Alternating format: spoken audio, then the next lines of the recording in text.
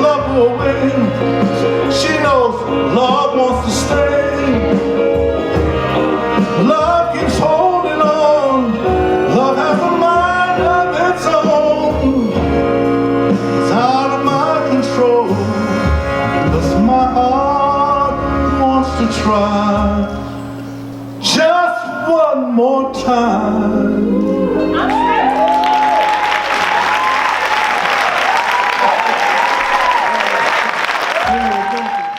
This is your first musical, and you mentioned earlier today that you sort of grew up with musicals as well as obviously pop music, and so I'm wondering if there's a musical in each of your heads that's kind of the model or that you just love. I'm gonna tell you, My Fair Lady. So Lamont, My Fair Lady, Brian. My Fair Lady. Really? Okay, what's the second choice? Pacific. South Pacific. South Pacific. It's a great show. Learn and love. But I like Rogers and Hammerstein. Rogers and Hammerstein. but I like the other one with the guy when he died or something. Lamont. Oh, you're talking about, I know, he came back. He came back, that's, What's his name? Gordon, that's right. You know, Gordon, I can't think of his last name. Was it Oklahoma?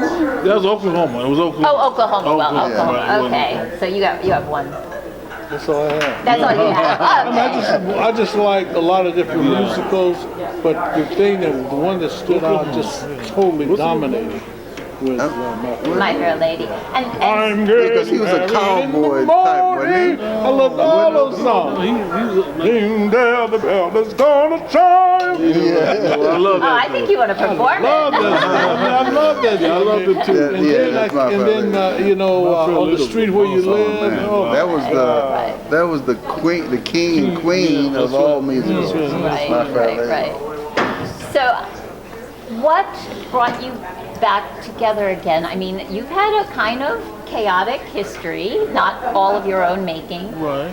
How did it happen? Who first talked to you and said, come together? I guess Paul Lambert. Paul Lambert, the producer. A friend of mine that was a writer signed to my company, and he introduced me to Paul, and Brian was in actually, and then we contacted Lamont to see if he would be interested in doing a So were you musical. surprised? we had never done a musical. Had you been talking over the years? Not about doing a musical. No, but you've been talking. You've kept up the friendship. Yeah. I think Lamont had initially talking about doing a musical himself. Myself, and then Paul and Eddie started bringing out these issues about doing something on Hollywood. I mean, on Broadway. Then this piece came up eventually. Right. First So you did Mr. Chicky here in Chicago. What did Right. you learn from working on that show? Has it helped you? It really did. That type of show helps you because it's about a family situation, and you just become a better writer. The experiences and learning the process, and I learned a lot about how to speak Broadway, how to speak musicals. You know what I mean? In a term that I never guessed was there. I mean, but I had to wear another hat. What are the 5 songs that are from your catalog that are going to be used in the show so far, at least? Well, I know. Stop in the Name of Love, Baby Love. Would I Love Go? Would I Love Go? Reach Out to Be There. You can't hurry though? So did you have some issues with Motown? Did they, with Motown the musical, did they say you can't repeat songs that we're using in that? Or No. no, there was no issue about Well, that. that's good. Our song. They're your songs. Property of Holland-Dozier-Holland, right. What has been the major challenge of writing songs for a story? And obviously every song you wrote had some little story in it, but there is the idea that you have to move the plot along, along, and so what does that do in terms of writing the song? Writing each song for each character is a challenge. You know, each character is person has different. different, and you have to find their voice.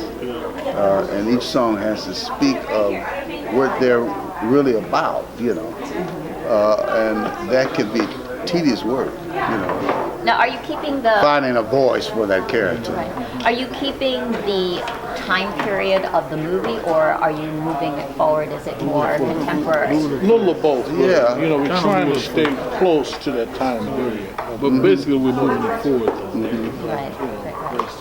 So your catalog songs were the soundtrack of these women's youth. That's right. That's right. And so now they're singing in a different time period, in a sense. And what time period, what kind of music, what's the sound of that period?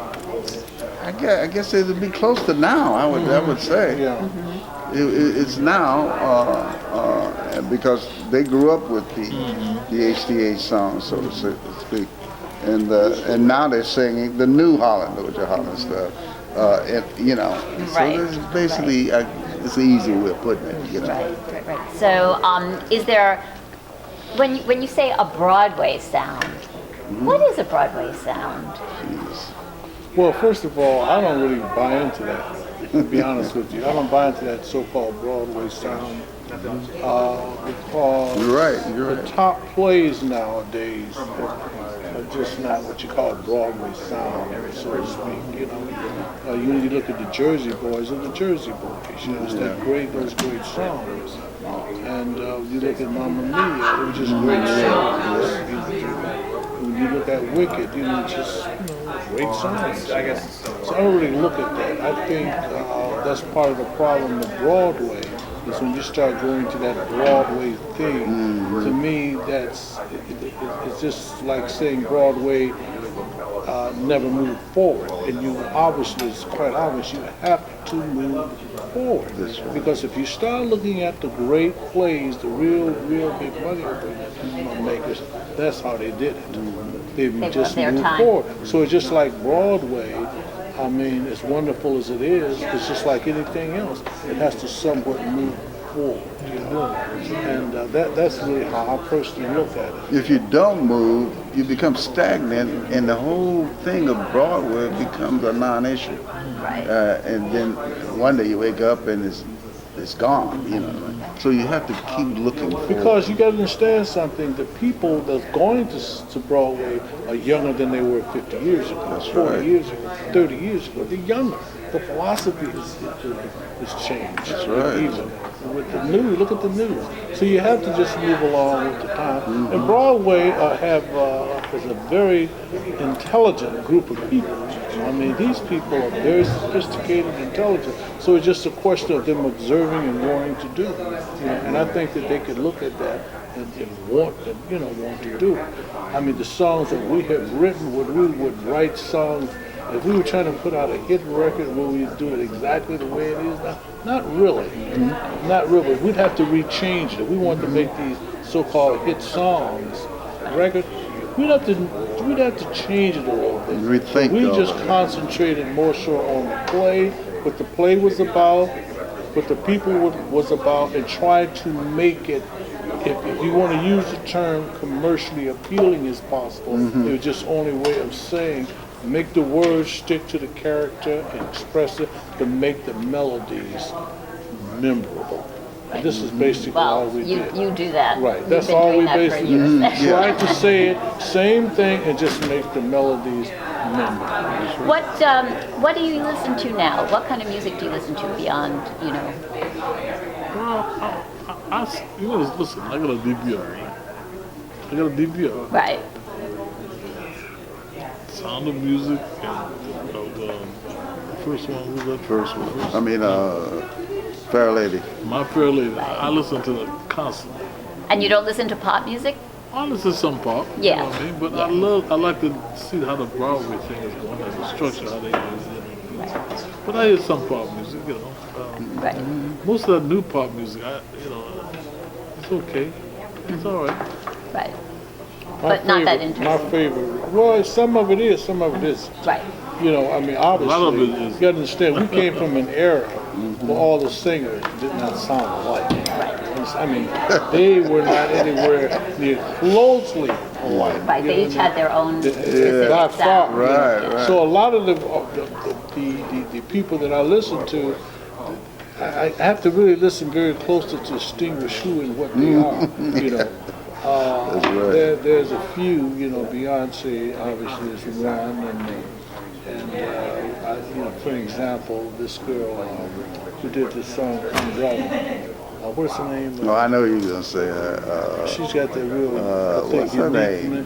name. She's from the Caribbean. Rihanna. Rihanna. Rihanna, and I love Jay-Z. I love Usher. I like his stuff a lot. You know, my favorite record, pop record of the last 20 years, really truly, is two: Umbrella by Brianna and CeeLo's Must Be Crazy or something. Yeah, right. Those two are my favorite. And then third is Put a Ring on a Finger. Right. The Yeah. guy, You know, CeeLo. I love that. Yeah, that's You should have put a fine. ring on a finger. Right. And I love those. Those are my favorites.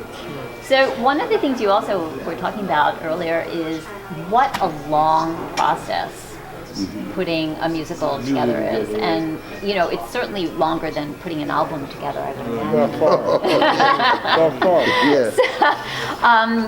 So what have you learned about like how to modulate it, how to keep interested?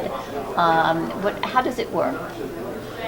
I guess you have to have the work ethic that you have to have. First of all, that has got to be right on. I write songs 7 days a week. I don't have a day off. You know, I'll sit at every day. I have to do that. That's one thing I think the three of us have learned.